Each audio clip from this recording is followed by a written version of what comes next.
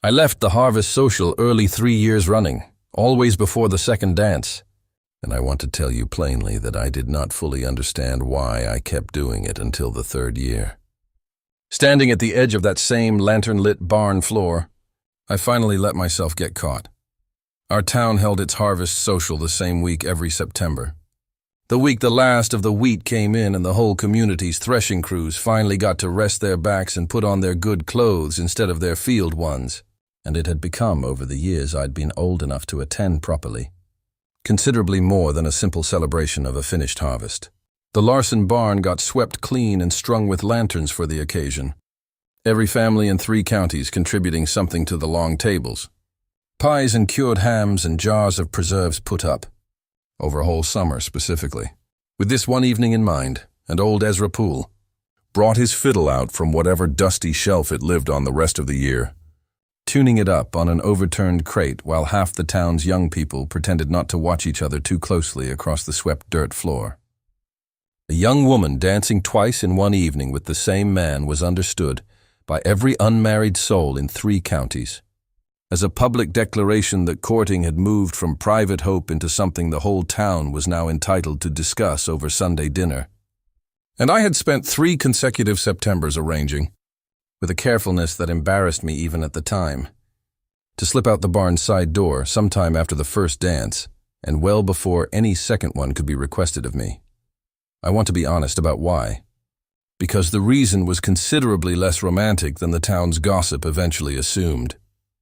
My mother had married my father the practical way, at 19, because he owned the adjoining quarter section, and her own father judged the match sensible before she'd had proper time to judge it anyway herself.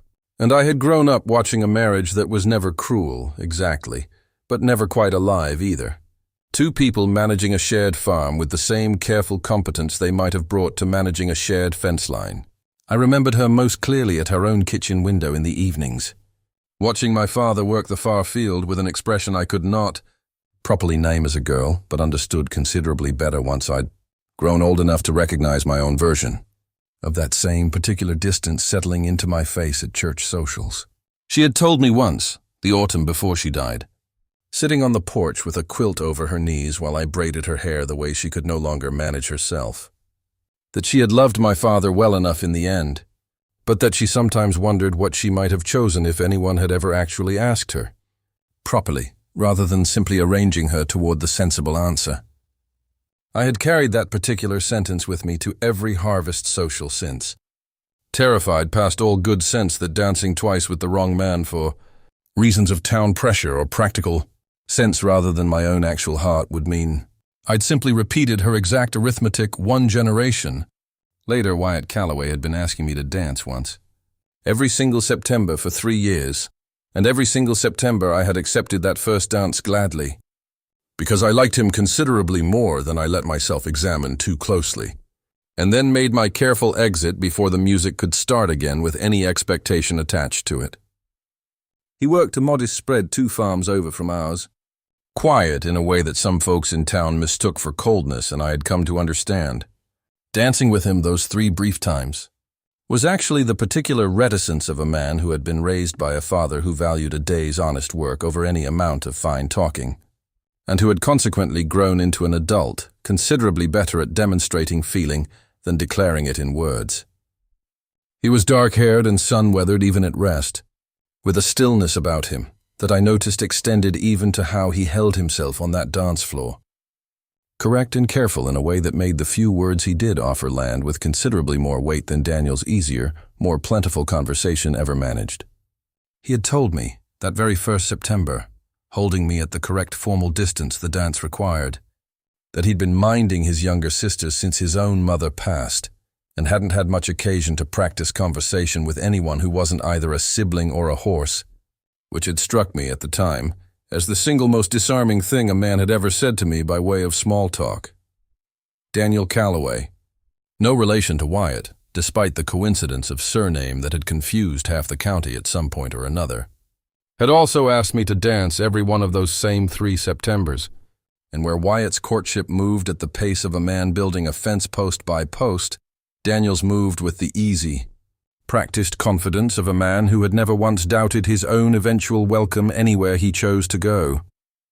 He ran the town's only proper mercantile, inherited from his father the same year Wyatt lost his mother, and he possessed exactly the kind of steady, sensible prospects that half the mothers in 3 counties would have called, without hesitation, the obviously correct choice for any young woman with sense enough to recognize it.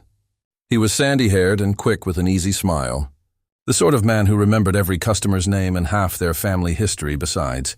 And I noticed he danced the way he ran his store, attentive and considerate and entirely unhurried about it. The confidence of someone who had simply never had cause to doubt that good things arrived, eventually, to a man patient and decent enough to wait properly for them. It was not only at the September social that our paths crossed. Of course, Daniel saw me most Saturdays across his own store counter, always ready with some small kindness folded into an ordinary transaction, an extra twist of peppermint slipped into my basket, or a book set aside because he'd remembered, weeks later, some passing remark I'd made about wanting to read it. Wyatt I saw considerably less often outside the social itself, our 2 families' land bordering closely enough that our paths crossed at church and at the occasional shared threshing crew, exchanges brief and correct and entirely unlike the easy familiarity Daniel offered so readily across his counter each week. I liked Daniel too, genuinely, in the particular easy way one likes a person whose company never asks anything difficult of you. And I want to tell you honestly that some part of my 3 years of careful early exits was simple cowardice about disappointing a good man rather than any clearer understanding of my own actual preference. The 1st September, the year I turned 19. I danced with Wyatt first and Daniel second, both dances entirely correct and unremarkable. And I remember standing near the barn's side door afterward, watching the fiddler retune for what would become the evening's second dance with any particular partner, understanding with a clarity that frightened me that either man would likely ask again if I simply stayed in that lantern light one moment longer. My friend Nettie caught my arm as I edged toward the door and asked, not unkindly, whether I intended to make a habit of running off before the interesting part of the evening actually started, and I told her I simply had a headache, a lie so transparent that she only laughed and let me go anyway, understanding, I suspect, considerably more about my actual reasons than I was prepared to admit even to myself that year. I left instead, telling my father I had a headache, and I remember Wyatt's face across that barn floor as I slipped toward the door, an expression I did not have a name for yet but recognized considerably later as the particular look of a man watching an opportunity close without understanding why. The 2nd September carried its own particular complication, because that was the year Daniel's father died unexpectedly in the spring, leaving Daniel to run the mercantile alone at 22 with debts his father had never mentioned to anyone. And the whole town watched him that autumn with the careful, sympathetic attention a community gives a young man proving himself under pressure. He had lost considerable weight that summer, I remember, and there was a new gravity in his manner that the previous year's easy confidence hadn't carried. A young man learning in real time what it cost to be the person a whole family and half a town's credit accounts suddenly depended on. He asked me to dance that September with a gravity that told me plainly he was building toward something considerably more serious than the year before. And I danced with him first, out of genuine sympathy for what he'd endured that year, and it was Wyatt, watching from across the barn, who I noticed did not approach me at all that particular evening, holding back with a deliberateness I understood only in hindsight as a young man deciding, out of decency, not to compete with another man's heart a year. I caught his eye once across that crowded barn floor, and he simply nodded, the particular small acknowledgement of a man choosing to wait rather than push. And I left early again that 2nd September too, though this time from a confusion of feelings I could not have properly untangled, even if you'd asked me to try, grateful to Wyatt's restraint and frustrated by it in equal measure. It was in the spring, between that 2nd September and the 3rd, that Wyatt and I quarreled, over something so small in retrospect that I am almost embarrassed to tell it plainly now. A borrowed plough horse returned a full day late during his own planting season, costing him considerably more than the inconvenience the delay should have caused. My father had borrowed the animal without properly consulting me on the timing, and when Wyatt rode over himself to collect it, tired and short-tempered from a planting season already running behind. He found me alone in the yard and directed considerably more of his frustration at me than the situation strictly warranted. "A man in my position can't afford a full day's delay this time of year," he said, sharper than I'd ever heard him speak. "And I'd have appreciated being asked rather than simply assuming my own schedule could bend around your father's convenience." I told him, with a temper of my own that surprised even me, that he might have simply ridden over and asked for the horse back himself, instead of waiting 3 days to complain about a delay he'd never once mentioned wanting shortened. And words exchanged in the particular sharp heat of two young farmers, each convinced the other owed an apology. Neither was willing to offer, first followed considerably longer than either of us intended. We did not speak properly for the better part of 4 months after that. Two people who had danced together 3 Septembers running, suddenly reduced to the same chilly nods after church that I imagined, with some discomfort, must have resembled whatever careful distance my own parents had settled into decades before. I caught myself watching for him anyway, at market day and at church, noting despite myself the particular set of his shoulders across a crowded room, and hating a little that 4 months of silence had done nothing whatsoever to diminish how completely my attention still organized itself around wherever he happened to be standing. Nettie asked me once that summer, with the particular bluntness only a lifelong friend can manage, whether I intended to let a plow horse cost me the one man in the county I'd never once managed to talk myself into forgetting about. And I told her, with more sharpness than she deserved, that I hadn't the faintest idea what she meant. I told myself, that whole difficult summer, that the quarrel had simply revealed what I should have understood all along, that whatever I'd felt dancing with Wyatt, those 3 brief minutes each September had been considerably smaller and more manageable than 3 years of careful early exits had made it seem. The 3rd September arrived with the quarrel still technically unresolved between us, though the sharpest of the anger had worn down into something closer to mutual embarrassed avoidance. And I want to tell you honestly that I did not expect Wyatt to ask me to dance at all that year, given how the spring had gone between us. I had dressed that evening, telling myself firmly that this September's early exit would simply be easier than the previous 2, given that there was, as far as I understood things, no particular reason left for Wyatt to approach me at all. I remember the specific dread of walking into that lantern-lit barn and searching, despite myself, for his particular shape among the gathered crowd before I'd even properly greeted anyone else. He found me instead near the cider table before the music had even properly started. Had in his hands the particular way I'd noticed he held it whenever a conversation mattered to him more than usual. His knuckles pale with the grip of it, and told me, without any preamble at all, that he'd spent 4 months rehearsing an apology for the plow horse that had somehow, every single time he tried delivering it, come out sounding considerably more like an argument for why he'd been right all along. "I've decided the apology matters considerably less right now," he said, "than telling you plainly that I've watched you leave this barn early 3 years running, and I understand well enough by now that it's never been about a headache." I did not have a ready answer for that particular directness. Accustomed as I was to 3 years of careful, formal distance between us, my own cider cup forgotten and warming in my hand, while I simply stood there absorbing the particular shock of a quiet man finally saying, plainly, the thing I had spent 3 years too frightened to hear said out loud. He asked me to dance before the fiddler had even called the first proper set.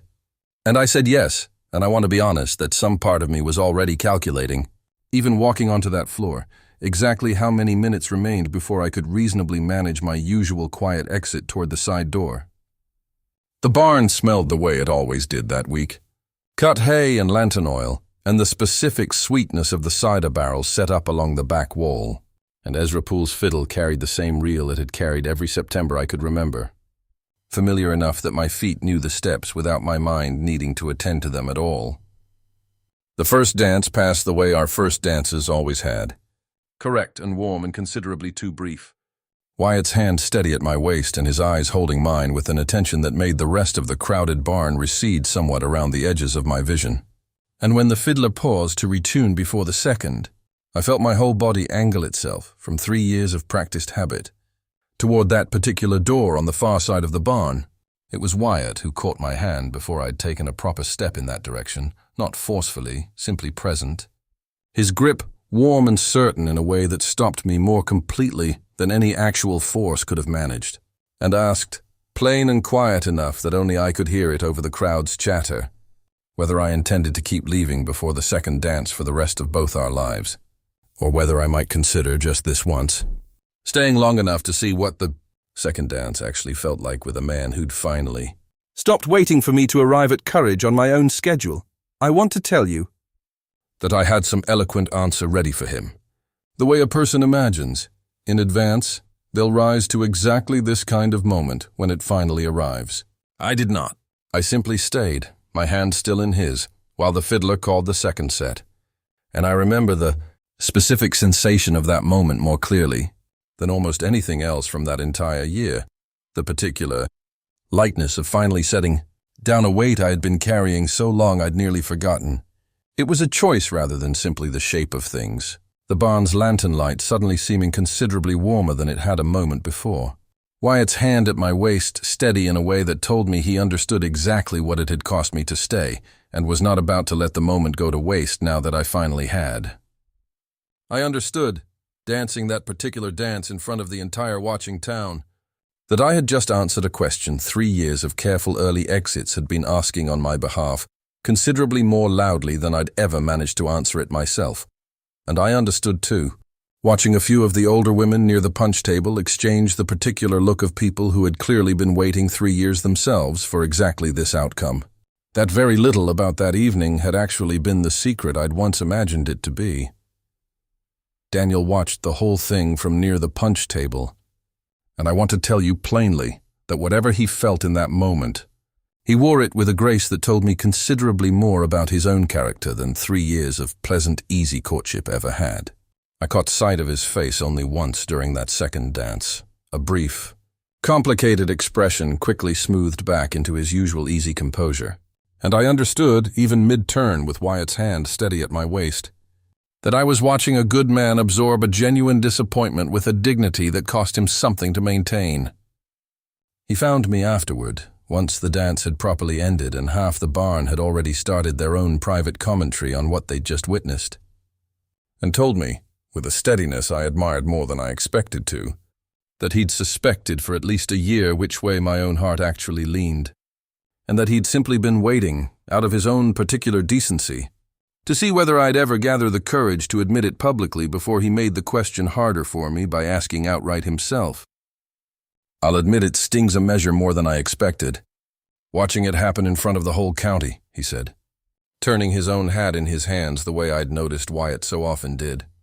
But I find I'd rather lose you to a man brave enough to finally catch your hand than spend another 3 years watching you leave early out of fear neither of us had a name for. I told him I was sorry, for however my own careful cowardice had cost him uncertainty he hadn't deserved, and he shook his head. The particular gesture of a man setting something down deliberately rather than simply letting it fall. Don't apologize for finally being honest, he said. I've watched enough sensible arrangements in this town go quietly hollow to know exactly what I would have been asking you to risk if you'd chosen me instead out of nothing more than practical comfort. Wyatt and I stayed at that barn dance long past the hour I would normally have already been home 3 years running, and somewhere past midnight, standing outside in the cool September air, while the fiddle music carried faint behind us, he told me the rest of what 4 months of quarrel and 3 years of careful formal distance had apparently been keeping him from saying properly. He had watched his own father, he said, love his mother with a depth the man never once managed to put into words she could actually hear, working himself half to exhaustion each season to provide for her rather than ever simply telling her plainly what she meant to him. And Wyatt had spent his whole life afraid of repeating that particular failure, believing that a man who couldn't speak his feelings plainly enough had no real business asking a woman to build a life around whatever he actually felt underneath the silence.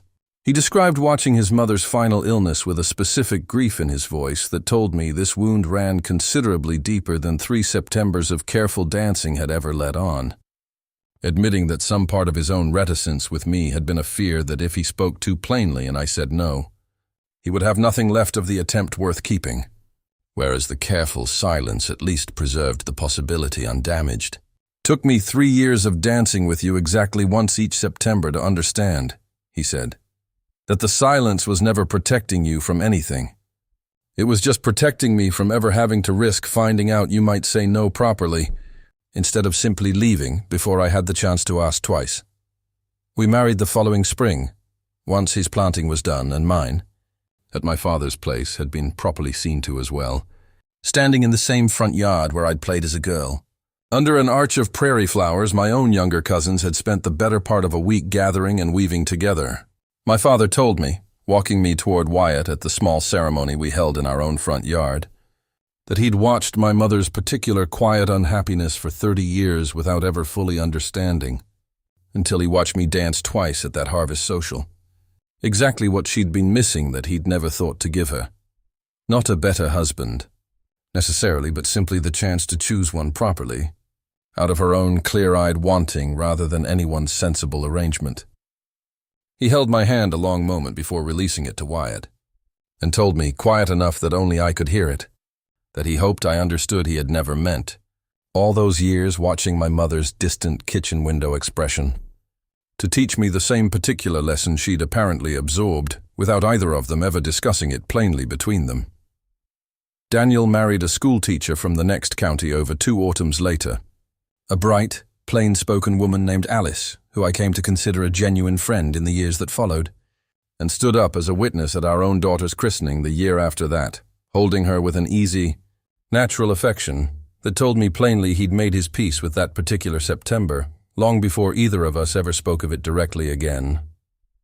He still runs the mercantile, considerably more prosperous now than the debt-ridden shop he inherited as a frightened 22-year-old, and I have come to think that whatever he lost that September evening, he found something else worth considerably more in its place, the particular dignity of a man who chose grace over bitterness, and grew, in the years since, into exactly the kind of steady friend our whole family still counts on.